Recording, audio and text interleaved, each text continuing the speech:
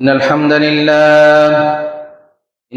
لله نحمده ونستعينه ونستغفره ونؤمن به ونتوكل عليه ونعوذ بالله من شرور أنفسنا ومن سيئات أعمالنا من يهده الله فلا مضل له ومن يضلل فلا هادي له وأشهد أن لا إله إلا الله وحده لا شريك له وأشهد أن محمدًا عبده ورسوله يا أيها الذين آمنوا اتقوا الله حق تقاته ولا تموتن إلا وأنتم مسلمون يا أيها الناس اتقوا ربكم الذي خلقكم من نفس واحدة وخلق منها زوجها وبث منهما رجالا كثيرا ونساء واتقوا الله الذي تساءلون به والأرحام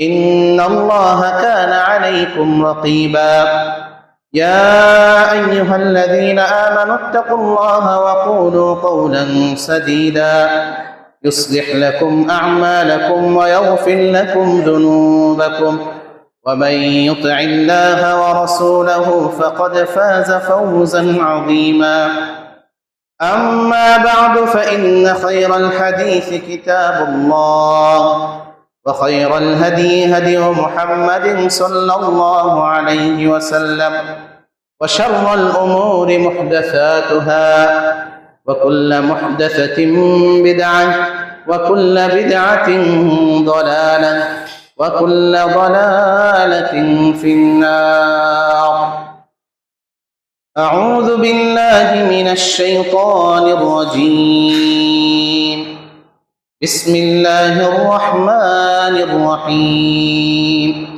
قاف والقرآن المجيد بل عجبوا أن جاءهم منذر منهم فقال الكافرون هذا شيء عجيب أإذا متنا وكنا ترابا ذلك رجع بعيد قد علمنا ما تنقص الأرض منهم وعندنا كتاب حفيظ بل كذبوا بالحق لما جاءهم فهم في أمر مريج إلى آخر السورة যাবতীয় তারিফ যাবতীয় গুণগান সমস্ত প্রশংসা মহান আল্লাহ রাব্বুল আলামিনের জন্য, যিনি আমাদেরকে মহান আল্লাহ রাব্বুল আলামিনের কাছে অত্যন্ত গুরুত্বপূর্ণ একটি মাস মুহররম মাসের জুমার দিনে মহান আল্লাহ রাব্বুল আলামিনের সন্তুষ্টির জন্য জুমার সালাত আদায়ের উদ্দেশ্যে মসজিদে এসে খুতবা দেওয়ার এবং শোনার তৌফিক দান করেছেন। এত খারাপ আবহাওয়া পরিস্থিতি, বন্যার পানি থাকা সত্ত্বেও আল্লাহ রাব্বুল আলামিন যে আমাদেরকে খুতবার পূর্বে উপস্থিত হওয়ার তৌফিক দান করেছেন, সেই জন্য আমরা অন্তরের অন্তঃস্থল থেকে মহান আল্লাহ রাব্বুল আলামিনের শুকরিয়া আদায় করে সকলে বলি আলহামদুলিল্লাহ। অতঃপর সালাত এবং সালাম বর্ষিত হোক আমাদের প্রিয় নবী এবং প্রিয় রাসূলের উপর, যার মাধ্যমে আমরা ইসলামের সকল বিধান সম্পর্কে জানতে পেরেছি। ইসলামের যে কোনো বিষয়ে যার ডিসিশনই ফাইনাল, যার কথা, যার সম্মতি ব্যতীত অন্য কারো সম্মতিতে ইসলামী কোনো হুকুম আহকাম চলে না, সেই প্রিয় নবী এবং প্রিয় রাসূলের উপর দরুদ পেশ করে সকলেই বলি আল্লাহুম্মা সাল্লি আলাইহি আল্লাহুম্মা বারিক আলাইহি। আমরা জানি আমরা বর্তমানে অত্যন্ত গুরুত্বপূর্ণ একটি মাস অতিক্রম করছি। বর্তমানে আরবি মাস হিজরি সনের প্রথম মাস চলতেছে, সেটি হচ্ছে কি? সেই মাসের নাম মুহররম। মানে আল্লাহ রাব্বুল আলামিন পৃথিবীর সূচনা লগ্ন থেকেই 12টি মাস সৃষ্টি করেছেন। কয়টি মাস? 12টি। 10টিও নয়, 11টিও নয়, 13টিও নয়, 12টি মাস। আল্লাহ তাআলা 12টি মাস সৃষ্টি করেছেন। আপনি দেখেন, আপনি যে সনের দিকেই দেখেন না কেন, আপনি যদি খ্রিস্টাব্দ হিসাব করেন, ইংরেজি সন হিসাব করেন, তাও সেখানে 12টি মাসই রয়েছে। বাংলা সন যদি আমরা হিসাব করি সেখানেও কি 12টা মাসই রয়েছে। আবার আরবিতে হিসাব করলেও 12টা মাসই রয়েছে, কেননা আল্লাহ রাব্বুল আলামিন 12 মাসই সৃষ্টি করেছেন। এখানে যদি কেউ আমরা কম বেশি করি, আমরা সময় বা বছর সঠিকভাবে হিসাব করতে পারবো না, বিবেচনা করতে পারবো না। এজন্য আল্লাহ তাআলা যেভাবে সৃষ্টি করেছেন সেটাই চূড়ান্ত। আপনি যে ভাষারই সন দেখেন না কেন, মাস কয়টা? 12টা। আল্লাহ রাব্বুল আলামিন পৃথিবীর সৃষ্টি লগ্নেই 12টি মাস সৃষ্টি করেছেন, কিন্তু তার মধ্যে অত্যন্ত গুরুত্বপূর্ণ মর্যাদাপূর্ণ 4টি মাস রয়েছে রমজান ব্যতীত। রমজান তো কোরআন নাজিলের মাস, আমরা জানি, সেটার বিষয় আলাদা। কিন্তু রমজানের বাহিরেও 4টি সম্মানিত মাস রয়েছে, যেগুলিকে বলা হয় হারাম মাস, শাহরুল হুরুম, হারাম মাস, সম্মানিত মাস। জাহিলি যুগেও এই 4টা মাসে মানুষ যুদ্ধ বিবাদ থেকে মুক্ত থাকতো, ঝগড়া বিবাদ থেকে মুক্ত থাকতো। এই 4 মাসে একজন আরেকজনের উপর কেউ হামলা করতো না। সাধারণভাবে অনেক পাপ কাজ অনেকে জড়িত থাকতো, কিন্তু এই 4টা মাসে জাহিলি যুগের মানুষও অনেক পাপ কাজ থেকে বিরত থাকতো। সেই 4টা মাস কি আমরা অনেকে সেটাও ভালোভাবে জানি না, অথচ জাহিলি যুগের মানুষও এই 4টা মাসের বিষয়ে খুব সচেতন থাকতো। এই 4টি মাস হচ্ছে ধারাবাহিক 3টা মাস, হিজরি সনের শেষ 2 মাস এবং প্রথম 1 মাস। সেটা হচ্ছে কি? যুলকাদা, যুলহিজ্জা আর হচ্ছে মুহররম। আমরা বাঙালিরা যেভাবে চিনি জিলকদ, জিলহজ আর হচ্ছে মুহররম, এই 3টা মাস হচ্ছে ধারাবাহিকভাবে 3টা মাস। আরেকটা হারাম মাস আছে, সেটি হচ্ছে কি? রজব মাস। রমাদানের 1 মাস আগের মাস রজব, তারপরে শাবান, তারপরে রমাদান। যুলকদ, জিলহজ, মুহররম এবং রজব, এই 4টি মাস হচ্ছে হারাম মাস। আল্লাহ রাব্বুল আলামিনের কাছে অধিক গুরুত্বপূর্ণ, সম্মানিত এই 4টা মাস। এই 4টা মাসে আমাদের বেশি বেশি নেক আমল করার চেষ্টা করতে হবে এবং যাবতীয় খারাপ কাজ থেকে সবসময় তো বিরত থাকবই। বিশেষ করে এই 4 মাস গুরুত্ব দিয়ে আমাদের খারাপ কাজ থেকে বিরত থাকা উচিত। আল্লাহ তাআলা আমাদের সকলকে সেই তৌফিক দান করুন, আমিন। আর আমরা জানি বর্তমানে আমাদের মাঝে যে মাসটি চলছে সেটি হচ্ছে মুহররম মাস। আর এই মুহররম মাসে আমাদের অনেক কিছু করণীয় রয়েছে, আবার বর্তমানে যা কিছু হচ্ছে তার মধ্যে অনেক কিছু বর্জনীয় রয়েছে।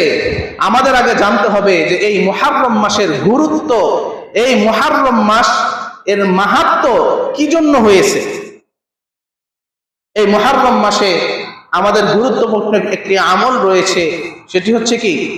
এই মুহররম মাসের গুরুত্বপূর্ণ একটি দিন রয়েছে, মুহররম মাসের 10 তারিখ, যাকে আরবিতে বলা হয় ইয়াউমু আশুরা।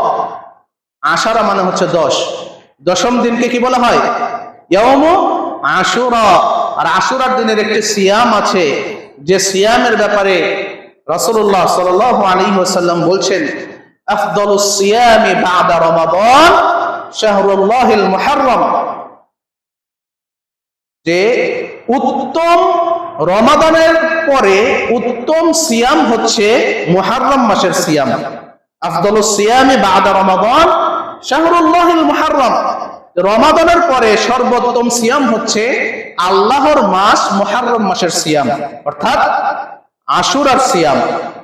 অতঃপর রাসূল সাল্লাল্লাহু আলাইহি ওয়াসাল্লাম বলছেন যে আফদালুস সালাতি বা'দাল ফারিদা সালাতুল লাইল, এবং ফরজ সালাতের পর সবথেকে ফজিলতপূর্ণ, সবথেকে উৎকৃষ্ট নামাজ হচ্ছে, সালাত হচ্ছে সালাতুল লাইল, রাতের নামাজ, অর্থাৎ তাহাজ্জুদের নামাজ, বা আমরা রমজান মাসে যেটাকে তারাবির সালাত হিসেবে চিনে থাকি।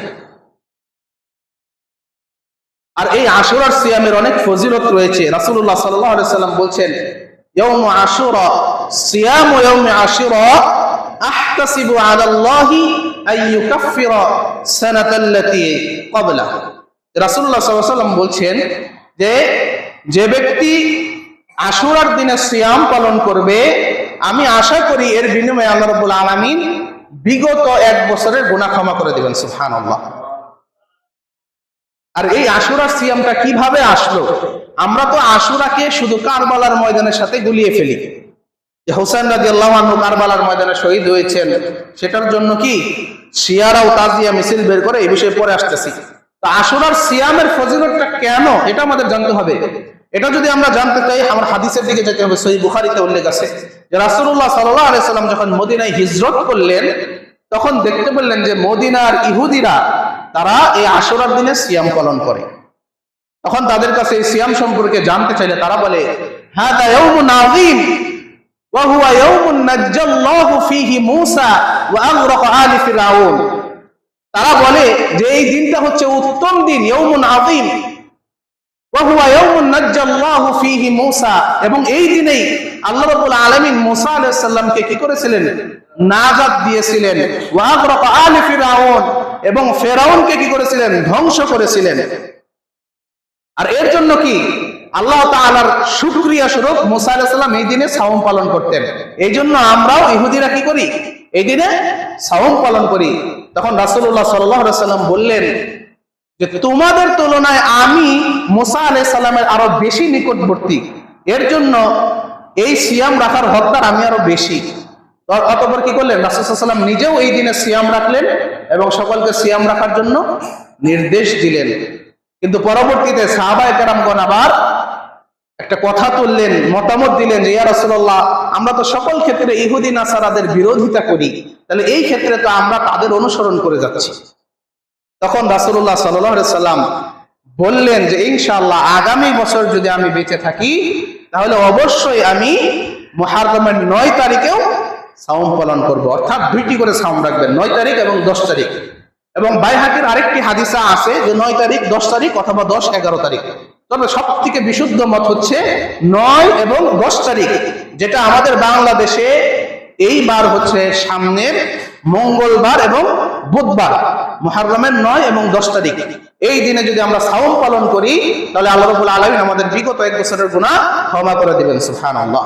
আর সাওমটা আমরা কোন নিয়তে রাখবো, যে এই দিন আল্লাহ রাব্বুল আলামিন মূসা আলাইহিস সালামকে ফেরাউনের বাহিনীর হাত থেকে বাঁচিয়েছিলেন এবং ফেরাউনকে ধ্বংস করেছেন।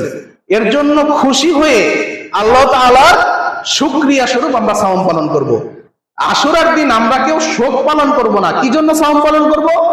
খুশি হয়ে। কি জন্য? মূসা আলাইহিস সালামকে আল্লাহ রাব্বুল আলামিন ফেরাউনের হাত থেকে বাঁচিয়েছিলেন এবং ফেরাউনকে ধ্বংস করেছিলেন। এটা আমাদের জন্য খুশির সংবাদ না? তাহলে আমাদের তো এরকম, এর জন্য আল্লাহ তাআলা শুকরিয়া আদায় স্বরূপ এই দিন আমাদের সাওম পালন করতে হবে। আবার সাওম পালন করলেও না 1 বছরের গুনাহ আল্লাহ রাব্বুল আলামিন ক্ষমা করে দেবেন, সুবহানাল্লাহ। কিন্তু পক্ষান্তরে দেখা যায় যে আমাদের দেশের একদল ভণ্ড, যারা শিয়া নামে পরিচিত, আবার সুন্নি নামেও কিছু ভণ্ড আছে যে শিয়াদের আকীদা মনে প্রাণে ধারণ করে থাকে। তাদের কথা মতো কি শুধু হাসান আর হুসাইনের জন্য তারা জীবন দিয়ে দেয়, কারবালার ময়দানের কাহিনী এখানে তুলে আনে। ইসলামী শরীয়ত এই মুহররমের সাওমটা চালু করে গিয়েছেন রাসূল সাল্লাল্লাহু আলাইহি সাল্লাম। আর রাসূলুল্লাহ সাল্লাল্লাহু আলাইহি সাল্লাম জীবিত থাকাকালীন কি হোসেন রাদিয়াল্লাহু আনহু শহীদ হয়েছিলেন? তার মানে এই আশুরার দিনের সাথে হাসান হুসাইন বা কারবালার ময়দানের কোনো সম্পর্ক নাই। হয়তো সেই জিনিসটা ঘটেছিল মুহররম মাসে, কিন্তু ওই কারণে আশুরার দিনের কোনো মাহাত্ম্য বা তাৎপর্য কিছুই কোরআন হাদিসে কোথাও বর্ণিত হয় না, আর হওয়া সম্ভবও না। কেননা কারবালার ঘটনা ঘটেছিল রাসূল সাল্লাল্লাহু আলাইহি সাল্লামের মৃত্যুর পর, আর রাসূল সাল্লাল্লাহু আলাইহি সাল্লামের মৃত্যুর সাথে সাথে ইসলামে নতুন কিছু ঢুকতেও পারবে না, আবার ইসলামে যা আছে তার থেকে কোনো কিছু বাদও যেতে পারবে না। এটাই হচ্ছে ইসলাম। যদি আমাদের দেশের এক দল শুধু কি আহলে বাইত বলে চিল্লাপাল্লা করে, যে রাসূলুল্লাহ সাল্লাল্লাহু আলাইহি ওয়াসাল্লামের বংশধর নিয়ে তারা চিল্লাপাল্লা করে, কিন্তু পক্ষান্তরে রাসূলুল্লাহ সাল্লাল্লাহু আলাইহি ওয়াসাল্লামের কয়জন সন্তান আছে সেটাই জানে না, শুধু হাসান আর হুসাইন নিয়ে শিয়াদের মতো লাফালাফি করে। অথচ রাসূল সাল্লাল্লাহু আলাইহি ওয়াসাল্লামের আরো যে মেয়ে আছে তাদের নিয়েও তাদের কোনো কথা নাই, শুধু ফাতেমা রাদিয়াল্লাহু আনহা নিয়ে কথা। কিন্তু আসলে এগুলো এসেছে শিয়াদের থেকে। শিয়ারা মনে প্রাণে নবী হিসাবে কাকে মনে প্রাণে দাবি করে জানেন তো? আলী রাদিয়াল্লাহু আনহুকে, নাউজুবিল্লাহ। তারা মনে করে কি যে নবুয়ত পাওয়ার হকদার ছিল আলী রাদিয়াল্লাহু আনহু, কিন্তু কি ভুল করে মুহাম্মদ সাল্লাল্লাহু আলাইহি ওয়াসাল্লামের কাছে চলে গেছে, নাউজুবিল্লাহ। কত বড় নিকৃষ্ট কথা। আর তারা সাহাবাদেরকে গালিগালাজ করে, জাহান্নামী মনে করে। এখন আমরা যদি সত্যি সত্যি রাসূলুল্লাহ সাল্লাল্লাহু আলাইহি ওয়াসাল্লামকে ভালোবেসে থাকি, তাহলে রাসূল সাল্লাল্লাহু আলাইহি ওয়াসাল্লাম সম্পর্কে আমাদের কিছু না কিছু তো জানা থাকা জরুরি, জরুরি না? অবশ্যই আমাদের জানা থাকা জরুরি। যেমন ভাবে দেখেন আমরা ইহুদি নাসারাদের কিভাবে অনুসরণ করি। বর্তমানে ব্রাজিল জিতলো না আর্জেন্টিনা জিতলো, এটা নিয়ে বাংলাদেশে অনেক বড় অনেক কাহিনী ঘটে যায়। অথচ একটা ভালো কাজ রাসূল সাল্লাল্লাহু আলাইহি ওয়াসাল্লাম করছেন, আশুরার সিয়াম পালন করছেন, সেখানেও কি তারা চিন্তা করছেন যে আমি যদি আশুরার দিনই সিয়াম রাখি, এটাও কি ইহুদিদের অনুসরণ হয়ে যাচ্ছে। এর জন্য ইহুদিদের বিরোধিতা করার জন্য আশুরার আগের একদিন অথবা পরের একদিন সাওম রাখার কথা হাদিসে বলা হয়েছে, তাও যেন ওদের সাথে না মিলে যায়। আর আমরা আজকে ইহুদিদের মতো চুল কাটিং করি, ইহুদিদের মতো পোশাক আশাক করে নিজেকে স্বাচ্ছন্দ্য বোধ করি, ইহুদিদের শিক্ষা ব্যবস্থায় শিক্ষিত হয়ে নিজে গর্ববোধ করি না? আর্জেন্টিনা হারলে অনেকের খারাপ লাগে, আবার আর্জেন্টিনা জিতলে অনেকের খারাপ লাগে, ব্রাজিল হারলে অনেকের খারাপ লাগে, জিতলে অনেকের ভালো লাগে। আছে না এরকম? এরা আসলে কি? আল্লাহ রাব্বুল আলামিন বলেছেন ওমাইয়া তাওয়াল্লাহুম মিনকুম ফাইন্নাহু মিনহুম, যে যাকে ভালোবাসবে, যাদের রীতিনীতি গ্রহণ করবে, সে তাদেরই অন্তর্ভুক্ত হয়ে যাবে। এখন যারা মেসির ভক্ত, রোনালদোর ভক্ত, তারপরে কি ব্রাজিলের প্লেয়ার আছে, নেইমার আছে, কাকা আছে, এরা কি কেউ মুসলিম? এদের জন্য তো বাংলাদেশের অনেক যুবক যুবতী জীবন দিতেও প্রস্তুত আছে না? অনেকে দিয়েও দেয়। পছন্দের দল হারলে কি করে? আত্মহত্যা করে। আবার পছন্দের দল জিতলে দেখা যায় যে জায়গা জমি বিক্রি করে কোনো উৎসব করতেছে, আবার জায়গা জমি বিক্রি করে ওই রকম ইহুদি দেশের পতাকা নিজের বাড়ির চতুর্দিকে ওই জায়গা বিক্রি করার টাকা দিয়ে টানিয়ে দিচ্ছে। অথচ মসজিদে তাদেরকে পাওয়া যায় না, অথচ মুখে তাদের বলি যে রাসূলের জন্য জীবন দিয়ে দিব। তাকে যদি জিজ্ঞেস করা হয় রাসূলকে ভালোবাসো, আল্লাহকে ভালোবাসো, কেউ অস্বীকার করবে না। করবে? কেউ আছে যে আমি বলবে যে আমি রাসূলকে ভালোবাসি না? বলবে যারা ইসলাম বিদ্বেষী প্রকাশ্যে, তারা বলবে। কিন্তু আসলে মূলত ভালোবাসা ইহুদি নাসারাদের জন্য। তো যাই হোক, আলোচনা ওইদিকে যাচ্ছি না। তো আমরা রাসূলুল্লাহ সাল্লাল্লাহু আলাইহি ওয়াসাল্লামকে আসলে ভালোবাসি, এই ভালোবাসাটা আমাদের চাল চলনে সব জায়গায় প্রকাশ পেতে হবে। আমরা যখন সালাত আদায় করব, সালাতের পদ্ধতিটা রাসূল সাল্লাল্লাহু আলাইহি ওয়াসাল্লামের মতো হতে হবে। আমরা যখন পোশাক পরব, পোশাকের বিবরণ হাদিসে যেভাবে এসেছে সেগুলো আমাদের থাকতে হবে। বলছি না পাঞ্জাবি আর জুব্বাই পরতে হবে, কিন্তু পোশাকের যে বিবরণগুলো আছে, যে পোশাকটা ঢোলা ঢালা হতে হবে, পুরুষদের টাকনুর উপরে থাকতে হবে। আজকে আমাদের ৯৮% পুরুষই কি টাকনুর নিচে কাপড় পরে। রাসূল সাল্লাল্লাহু আলাইহি ওয়াসাল্লাম বলেছে, তার বিরোধিতা করার জন্যই মূলত এটা একটা ট্রেন্ড চালু হয়েছে, আর কোনো দরকার নাই। টাকনুর নিচে কাপড় পরলে কেউ যে কাজ করছে তার অন্যের তুলনায় ২০০০ টাকা বেতনও বেশি পায় না, পায়? টাকনুর নিচে কাপড় পরলে স্বাভাবিকভাবে মানুষ যে কয় বছর বাঁচে তার বছর বেশি, তার থেকে ৫ বছর বেশি বাঁচা যাবে, এরকমও কোনো দলিল নাই। অথবা টাকনুর উপরে কাপড় পরলে মেয়েরা বেশি পছন্দ করবে, এরকমও কোনো নজির নাই। আছে? নাই। কিন্তু পড়তে ভালো লাগে। পড়তে ভালো লাগে কি জন্য? রাসূল সাল্লাল্লাহু আলাইহি ওয়াসাল্লাম টাকনুর উপরে পড়তে বলেছেন, তার বিরোধিতা করে নিচে পড়লে শয়তানে মনে একটা প্রশান্তির সৃষ্টি করে দেয়, শয়তানে ওয়াসওয়াসা দেয় যে তুমি টাকনুর নিচে পড়ো। আবার অধিকাংশ মেয়েদেরকে দেখবেন, নারীদেরকে দেখবেন, সবসময় তাদের কাপড় টাকনুর উপরে, এবং বর্তমানে ইয়াং জেনারেশন আরো মডার্ন হয়ে অনেকের কাপড় আঁঠুর উপরেও উঠে যাচ্ছে দিন দিন। কিন্তু রাসূল সাল্লাল্লাহু আলাইহি ওয়াসাল্লামের হাদিসে কি বর্ণিত আছে যে মেয়েদের কাপড় থাকবে সবসময় টাকনুর নিচে, এবং কাপড় থাকবে ঢোলা ঢালা, কাপড় আঁটো সাঁটো হবে না। এগুলো মানার মাধ্যমেই রাসূলের ভালোবাসা আমাদের মধ্যে ফুটে উঠবে, মুখে বলে কোনো লাভ নেই। আর রাসূলকে যদি ভালোবাসি, রাসূল সম্পর্কে আমাদের অনেক কিছু জানতে হবে। রাসূলুল্লাহ সাল্লাল্লাহু আলাইহি ওয়াসাল্লাম কয়টা বিবাহ করেছিলেন, আর রাসূলুল্লাহ সাল্লাল্লাহু আলাইহি ওয়াসাল্লামের কয়জন সন্তান সন্ততি আছে, এগুলো আমরা কিছুই জানি না। শুধু জানি হাসান আর হুসাইনের কথা। হাসান আর হুসাইন কিন্তু রাসূল সাল্লাল্লাহু আলাইহি ওয়াসাল্লামের সরাসরি সন্তান না, তার নাতি। তার কি নাতি? তার মেয়ের ঘরের নাতি। তাও ছেলের ঘরের নাতি বাবার পরিচয় পায়, দাদার পরিচয় পায়। মেয়ের ঘরের নাতি নানার পরিচয়ে কিন্তু তার বংশ পরিচয় হয় না। হয় হাসান এবং হুসাইন রাদিয়াল্লাহু আনহু মূলত মর্যাদাপূর্ণ হয়েছেন হচ্ছে আলী রাদিয়াল্লাহু আনহুর জন্য। কেননা আলী রাদিয়াল্লাহু আনহু রাসূলুল্লাহ সাল্লাল্লাহু আলাইহি ওয়াসাল্লাম একই বংশীয়, তারা আপন চাচাতো ভাই ছিলেন। তারা আপন কি ছিলেন? চাচাতো ভাই। এখানেও অনেক সুন্দর একটা মেসেজ আছে যে নিজের চাচাতো ভাইয়ের কাছে নিজের সন্তান রাসূল সাল্লাল্লাহু আলাইহি ওয়াসাল্লাম নিজের মেয়ে বিয়ে দিয়েছিলেন। আমাদের সমাজে এরকম করলে কেমন হবে? আমরা অনেকে সমালোচনা করবো না? হায় হায়, ভাস্তিরে বিয়ে করতেছে, চাচা হয়ে ভাস্তিকে বিয়ে করে, কি রকম রুচি কতটা খারাপ এরকম আমরা বলবো সাধারণত, তাই বলবো না? কিন্তু আসলে ইসলামের দৃষ্টিতে আমার আপন ভাইয়ের সন্তান, আমার আপন ভাইয়ের ছেলে মেয়েই হচ্ছে আমার ভাতিজা এবং ভাতিজি। আমার চাচাতো ভাইয়ের মেয়ে আমার জন্য কি একজন বেগানা নারী, কি একজন বেগানা নারী। সে আমার সম্পর্কে কিছু লাগে না। তার বাবা আমার চাচাতো ভাই ঠিক আছে, কিন্তু সে বেগানা নারী। বিবাহ ব্যতীত তার সাথে আমার পর্দা ফরজ এবং তার সাথে বিবাহ জায়েজ আছে। এটাই হচ্ছে ইসলামের চূড়ান্ত মাসালা। কিন্তু আমাদের সমাজে বেহায়াপনাকে সহজ করে দেওয়ার জন্য আমরা কি সকল ভাতিজা ভাগিনী ভাতিজি সকলকে আমরা কি ওই চোখেই দেখি।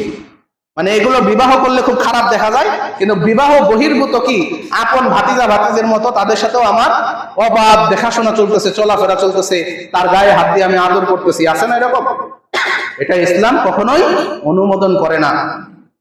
আবার দেখা যায় এলাকার এক বৃদ্ধ এলাকার সকল যুবতী সকলকে নাতনি ডাকে। কি ডাকে? নাতনি ডাকে। আসলে তার জন্য এগুলো হচ্ছে মাহরাম, গায়রে মাহরাম। এগুলো তার জন্য, তাদের সাথে এই বৃদ্ধ হলেও তার সাথে তার পর্দা ফরজ এবং তার সাথে তার বিবাহ জায়েজ আছে।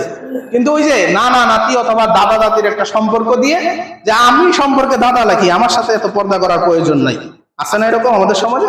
এগুলো হচ্ছে বেহায়াপনাকে সহজ করার জন্য এক প্রকার শয়তানি। এগুলোর কোনো স্থান ইসলামে নাই। একমাত্র আপন ভাতিজির সাথে কথা বলা যাবে, আপন ভাগ্নির সাথে কথা বলা যাবে, তাছাড়া আর সুযোগ নাই। আপন খালাতো বোনের সাথেও কথাবার্তা বলার, আড্ডা দেওয়ার কোনো সুযোগ নাই। আপন চাচাতো বোনের সাথেও কোনো সুযোগ নাই। আপন চাচির সাথেও কথাবার্তা বলার, মামির সাথেও দেখা দেওয়ার কোনো সুযোগ ইসলামের মধ্যে নাই। এবং এগুলো যদি আমরা মেনে চলি, আমাদের সমাজ থেকে অটোমেটিক পরকিয়া এবং অবৈধ যে সম্পর্কের বিভিন্ন কাহিনী অনেক সময় শোনা যায়, এগুলো আস্তে আস্তে এমনিতেই দূর হয়ে যাবে। এগুলো আল্লাহ রাব্বুল আলামিন আমাদের সকলকে মেনে চলার তৌফিক দান করুন, আমিন। আমি দাদা হয়েছি ভালো কথা, আমার সম্পর্কে ভাতিজা লাগে, সেই ভাতিজার মেয়ে হয়েছে দেখে আমি তাকে নাতনি ডাকবো, তাকে কাছে ডাকবো, এগুলোর কোনো প্রয়োজন নাই। আপনার নিজের নাতি নাতনিকে আপনি আদর করুন, তাদেরকে আদর করার কোনো প্রয়োজন নেই। ইসলামের দৃষ্টিতে তার সাথে কথা বলা আপনার হারাম, দেখা দেওয়া হারাম। অতি দরকারে শুধু কথা বলা যেতে পারে, তাও পর্দার আড়াল থেকে। তো যাই হোক, রাসূলুল্লাহ সাল্লাল্লাহু আলাইহি সাল্লাম তার চাচাতো ভাই আলী রাদিয়াল্লাহু আনহুর কাছে তার মেয়ে ফাতেমা রাদিয়াল্লাহু আনহুকে বিয়ে দিয়েছেন, যার কারণে হাসান এবং হোসেন রাদিয়াল্লাহু আনহু কি রাসূল সাল্লাল্লাহু আলাইহি ওয়াসাল্লামের বংশধর হিসেবে পরিচিত। কিন্তু ফাতেমা রাদিয়াল্লাহু আনহার শুধু দুইজন সন্তানই কিন্তু ছিলেন না, হাসান এবং হুসাইনই ছিলেন না, মোট 5 জন সন্তান ছিলেন। কিন্তু আমরা শুধু লাফালাফি করি এই 2 জন নিয়ে। এটা কি আসলে প্রকৃত ভালোবাসা হলো? ভালোবাসলে তো সুন্দরভাবে ভালোবাসতে হবে, সকলকেই ভালোবাসতে হবে। শুধুমাত্র 2 জন নিয়ে কেন? কেননা শিয়ারা এই 2 জন নিয়েই পড়ে থাকে। এর কারণে আমরাও কি শিয়াদের দেখা দেখি এই 2 জনের কথাই জানি। রাসূলুল্লাহ সাল্লাল্লাহু আলাইহি ওয়াসাল্লামের মোট নাতি নাতনি কতজন ছিল এটা আমরা ভালোভাবে জানি না। অথচ রাসূলুল্লাহ সাল্লাল্লাহু আলাইহি ওয়াসাল্লামের 3 জন পুত্র সন্তান ছিলেন, এটাও আমরা অনেকে ভালোভাবে জানি না। কয়জন পুত্র সন্তান ছিলেন? 3 জন। তার মধ্যে রাসূল সাল্লাল্লাহু আলাইহি ওয়াসাল্লামের যতজন সন্তান ছিলেন সকলেই হচ্ছে কি খাদিজা রাদিয়াল্লাহু আনহার গর্ভ থেকে জন্ম নেওয়া। শুধুমাত্র একটা ছেলে সন্তান, যার নাম ছিল ইব্রাহিম। যার নাম কি? ইব্রাহিম। তিনি জন্ম নিয়েছিলেন, তার মায়ের নাম ছিল মারিয়া। তার মায়ের নাম কি? মারিয়া। আবার অন্যান্য বর্ণনায় মারিয়ামও আছে। মূলত মারিয়া এবং মারিয়াম একই ধাতু থেকে আসে, এক এক ভাষা থেকে এক এক ভাবে আসে। যেমন খ্রিস্টানরা মারিয়াম আলাইহিস সালামকে মেরি মেরি করে, ইংরেজিতে মেরি, ওই মেরি থেকেই মারিয়া বা মারিয়াম হয়। যাই হোক, রাসূল সাল্লাল্লাহু আলাইহি ওয়াসাল্লামের একজন স্ত্রী ছিলেন নাম মারিয়া, তার গর্ভ থেকে জন্ম নিয়েছিলেন কি ইব্রাহিম রাদিয়াল্লাহু আনহু, রাসূল সাল্লাল্লাহু আলাইহি ওয়াসাল্লামের ছেলে সন্তান। আরো 2 জন ছেলে সন্তান ছিলেন খাদিজা রাদিয়াল্লাহু আনহার গর্ভে। তার সর্বপ্রথম সন্তানের নাম হচ্ছে কি কাসেম। সর্বপ্রথম সন্তানের নাম কি? কাসেম, যার কারণে রাসূলুল্লাহ সাল্লাল্লাহু আলাইহি ওয়াসাল্লামের ডাক নাম হয়েছিল আবুল কাসেম। আবুল কাসেম, কাসেমের পিতা। এবং এই নামটা সাধারণ কারো মানুষের জন্য রাখা জায়েজ নাই। কেউ কারো নাম আবুল কাসেম রাখবেন না, এটা রাসূল সাল্লাল্লাহু আলাইহি ওয়াসাল্লামের নাম ছিল। এজন্য আবুল কাসেম নামটা কি রাখা ঠিক না, এটা আমরা কেউ রাখবো না। এবং পরবর্তীতে রাসূলুল্লাহ সাল্লাল্লাহু আলাইহি সাল্লামের মেয়ে ছিলেন তিনজন। কয়জন? তিনজন। তার মধ্যে একজন প্রথম মেয়ের নাম হচ্ছে জাইনাব। প্রথম মেয়ের নাম কি? জাইনাব। দ্বিতীয় মেয়ের নাম কি? উম্মে কুলসুম। এবং সর্বশেষ মেয়ের নাম খাদিজা রাদিয়াল্লাহু আনহা। সরি, আরেকটা মেয়ে ছিল, সব থেকে বড় মেয়ের নামটা এই পর্যায়ে মনে পড়ছে না, ওনার আরেকজনের কাছে বিয়ে হয়েছিল। আর জাইনাব এবং উম্মে কুলসুম এই দুইজনেরই বিবাহ হয়েছিল ওসমান রাদিয়াল্লাহু আনহুর সাথে। কার সাথে? ওসমান রাদিয়াল্লাহু আনহুর সাথে। জাইনাবের সাথে সর্বপ্রথম বিয়ে হবার পর জাইনাব রাদিয়াল্লাহু আনহা কি করলেন? মৃত্যুবরণ করেছিলেন। অতঃপর ভালো রাসূল সাল্লাল্লাহু আলাইহি ওয়াসাল্লামের পছন্দের ছেলে ছিলেন বিদায় রাসূল সাল্লাল্লাহু আলাইহি ওয়াসাল্লাম কি করছেন? তার আরেকটি মেয়েকেও ওসমান রাদিয়াল্লাহু আনহুর সাথেই বিবাহ দিয়েছেন, উম্মে কুলসুমকে। যার কারণে ওসমান রাদিয়াল্লাহু আনহুর একটি উপাধি রয়েছে, সেই উপাধি হচ্ছে জিন্নুরাইন, অর্থাৎ দুই নূরের অধিকারী। দুই নূরের অধিকারী রাসূল সাল্লাল্লাহু আলাইহি ওয়াসাল্লামের দুই মেয়েকে বিবাহ করার জন্য। এবং আরেকটি বিষয়, রাসূলুল্লাহ সাল্লাল্লাহু আলাইহি সাল্লামের সকল পুত্র অর্থাৎ পুত্র সন্তান সকলেই বাল্য বয়সেই মৃত্যুবরণ করেছেন। কতটা কষ্টের একটা কথা। রাসূল সাল্লাল্লাহু আলাইহি ওয়াসাল্লামের সকল পুত্র সন্তান কি বাল্য বয়সে 1-2 বছর বয়সের মধ্যেই মৃত্যুবরণ করেছেন। এবং তার সকল সন্তানই তার জীবদ্দশায় মৃত্যুবরণ করেছেন, একমাত্র ফাতেমা রাদিয়াল্লাহু আনহা ব্যতীত। এবং ফাতেমা রাদিয়াল্লাহু আনহাও বেশি দিন বেঁচে ছিলেন না। রাসূলুল্লাহ সাল্লাল্লাহু আলাইহি সাল্লামের মৃত্যুর 6 মাস পরেই তিনি মৃত্যুবরণ করেছিলেন। দেখেন, একজন মানুষ, বর্তমানে আমাদের কারো যদি পুত্র সন্তান একাধিক হয়, 3 জন, 2 জন, 4 জন, সকলেই যদি বাল্য বয়সেই মৃত্যুবরণ করে, আমাদের অবস্থাটা কেমন হবে? আমরা কি ধৈর্য ধারণ করতে পারবো? কিন্তু রাসূলুল্লাহ সাল্লাল্লাহু আলাইহি ওয়াসাল্লাম কখনো আল্লাহর প্রতি নারাজ হন নাই, সবসময় কি ধৈর্য ধারণ করেছেন। এবং তার মেয়েরাও তার জীবদ্দশায় সকলে মৃত্যুবরণ করেছেন, শুধুমাত্র ফাতেমা রাদিয়াল্লাহু আনহা ব্যতীত। আমাদের কারো অবস্থা এরকম হলে আমরা হয়তো হাই হতাশ করে ফেলবো যে হায়, আল্লাহ আমার ছাড়া আর কাউকে চোখে দেখে না। এরকম কথা আমরা অনেকে বলে ফেলি অজ্ঞতাবশত, কিন্তু এরকম করা যাবে না। যাই হোক, মুহররম মাসের অনেক গুরুত্ব এবং তাৎপর্য রয়েছে, এবং মুহররম মাসের যে আশুরার সিয়াম, এটার অনেক গুরুত্ব রয়েছে। আমরা সকলে এই সিয়ামটা রাখার চেষ্টা করবো ইনশাআল্লাহ। আল্লাহ তাআলা সকলকে তৌফিক দান করুন, আমিন। ইনশাআল্লাহ আগামী মঙ্গলবার এবং বুধবার আমরা সাওম পালন করার চেষ্টা করব। কোনো কারণে যদি মঙ্গলবারে না রাখতে পারি, তাহলে বুধবার এবং বৃহস্পতিবার আমরা এই সাওমটা রাখবো ইনশাআল্লাহ। আল্লাহ তাআলা সকলকে সেই তৌফিক দান করুন, আমিন। আর পক্ষান্তরে এই আশুরার দিন যে শোক পালন করা হয়, এর কোনো ভিত্তি ইসলামে নাই। আমরা যদি একটা হাদিস দেখি, রাসূলুল্লাহ সাল্লাল্লাহু আলাইহি ওয়াসাল্লাম বলেছেন যে কোন মুসলিম, কোন মুমিনের জন্য, কোন মৃত ব্যক্তির জন্য কোন মুমিন 3 দিনের বেশি শোক পালন করতে পারবে না। কয় দিনের বেশি? অর্থাৎ আমার বাবাও যদি মৃত্যুবরণ করে, আমার শোক পালন করার অনুমতি কয়দিন? 3 দিন। আমার মা মৃত্যুবরণ করলেও তাই, যে কোনো আত্মীয় স্বজন মৃত্যুবরণ করলে সর্বোচ্চ 3 দিন শোক পালন করতে পারবো। শুধুমাত্র যদি কোনো নারীর স্বামী মৃত্যুবরণ করে, তাহলে সেই স্ত্রী 4 মাস 10 দিন শোক পালন করবে। শুধুমাত্র কে? কারো স্বামী মারা গেলে স্ত্রী 4 মাস 10 দিন শোক পালন করবে। এর বাইরে শোক পালন করা কি নাই? জায়েজ নাই। সেটা যে কারণেই পালন করা হোক না কেন। হোসেন রাদিয়াল্লাহু আনহু মৃত্যুবরণ করেছিলেন, কারবালার ময়দানে শহীদ হয়েছিলেন 61 হিজরিতে। কত হিজরিতে? 61 হিজরিতে। 61 হিজরি থেকে শুরু করে 352 হিজরি পর্যন্ত এই কারবালার ময়দানকে উপলক্ষ করে কোনো কার্যক্রম, কোনো দিবস কিছুই ইসলামে বা ইতিহাসে কোথাও পাওয়া যায় না, কোথাও এগুলো পালন করা হতো না। 352 হিজরিতে এক শিয়া আমির, বাগদাদের এক শিয়া আমির 352 হিজরিতে 10 মুহররমকে শোক দিবস হিসেবে ঘোষণা করে, এবং তার অনুগত যে লোক আছে তাদেরকে শোক পালন করতে বাধ্য করে, মেয়েদেরকে চুল ছিঁড়তে বলে, এবং ছেলে পুরুষ যারা আছে তাদেরকে আহাজারি করতে বলে। দেখেন না, ওই যে অনেকে নিজের শরীরে আঘাত করে, কত কিছু করে।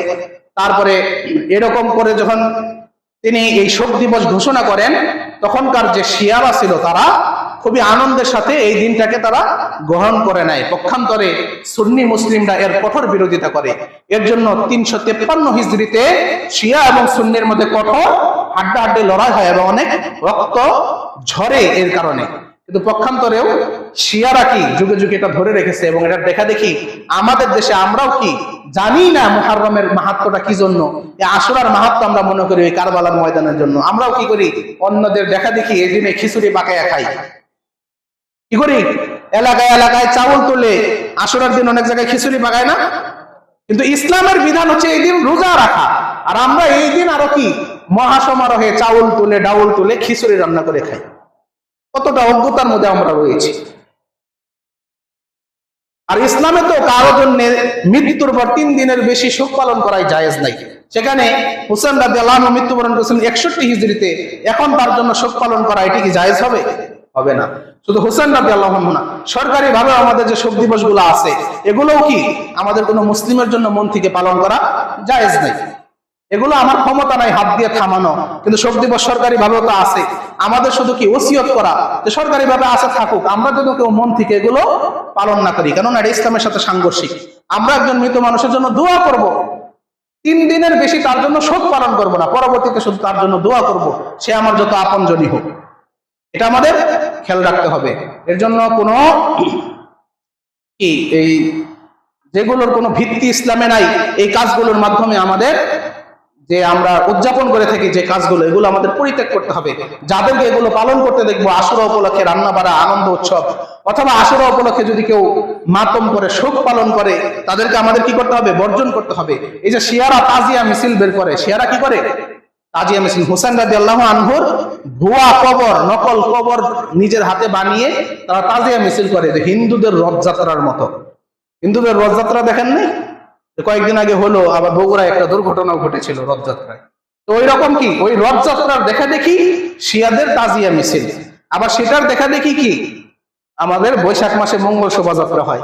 আবার ওই একই ধারা ধরেই আবার কিছু কিছু সুন্নি পরিচয়ধারী মুসলিম তারা আবার কি ঈদে মিলাদুন নবীতে মুবারক র্যালি শুরু করেছে।